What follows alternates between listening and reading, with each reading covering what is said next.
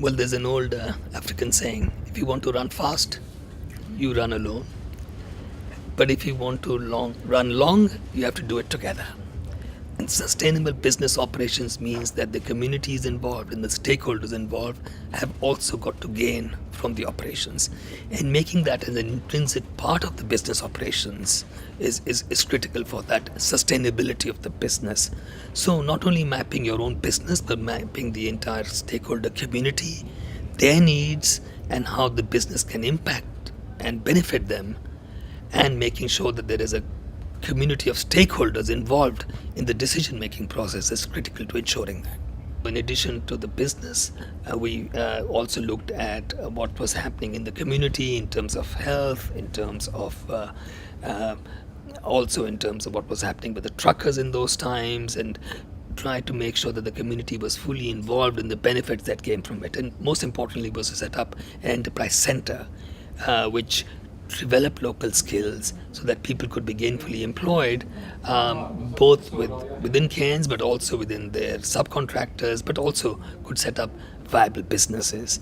And I'm very happy to see that even though we exited after 3 years because we're a development institution, that Cairns has taken this to a much higher level now.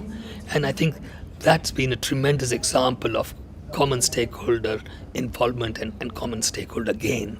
And now there's a measurement process that's also important to put into place when you do this. There is always a feeling with the community that a private company is making gains out of what is a public good, which is the extraction that's taking place, whether it's oil and gas or it's minerals, and the public feels that it's their resource that should be also giving a return to them.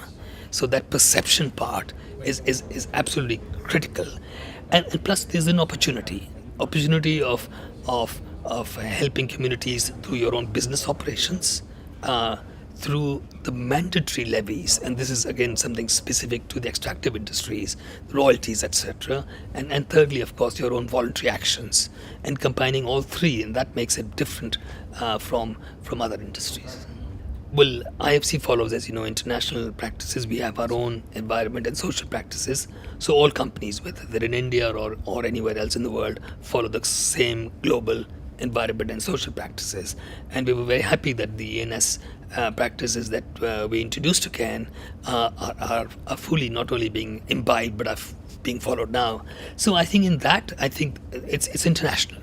I think there is a bigger play in India in terms of the perceptions, and I think I think we have to work much more strongly in changing the perceptions of the people towards extractive industries. HSE practices as a public good, and we heard it in the earlier sessions too, that there is always a copycat syndrome, and that's the way it should be. It is a public good. It is for the benefit of the workers and the community. So sharing such knowledge and practices, I think it's very important. So I compliment the organizers and Cairns for putting it together, and I found it very interesting myself.